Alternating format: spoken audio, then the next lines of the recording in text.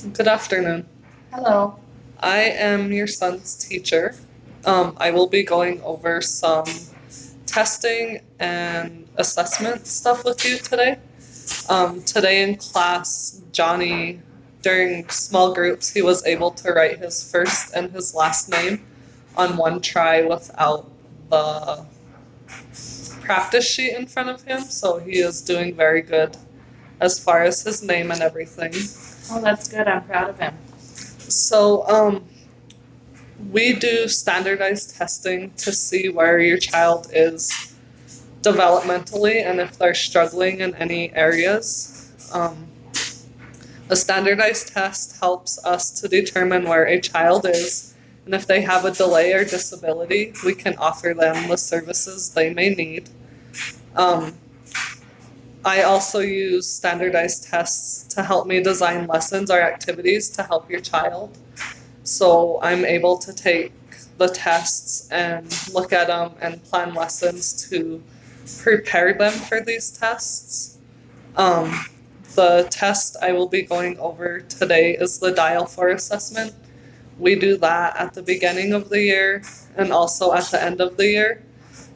We have some ladies from Helena that come in and take the children to do these tests. They are trained and they know how to administer it properly. So they come in and they take the children and tell them they're going to go play games, but they're really testing them in five development areas. So they're for their fine motor skills, which is writing, cutting, concept, naming their body parts, identifying colors and shapes, language, where they ask them like questions, their name, their age, their gender, where they live. They go over self help skills to see if your child is independent and if they can help themselves, and social emotional skills, how they interact with adults, other children in the classroom. Um, these tests are scored in a standard way.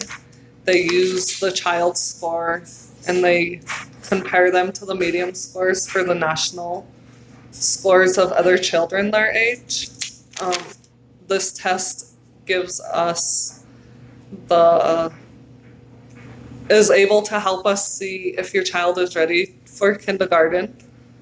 At the beginning of the year, we take their scores from the test to see where they are, and that's how I break them into small groups.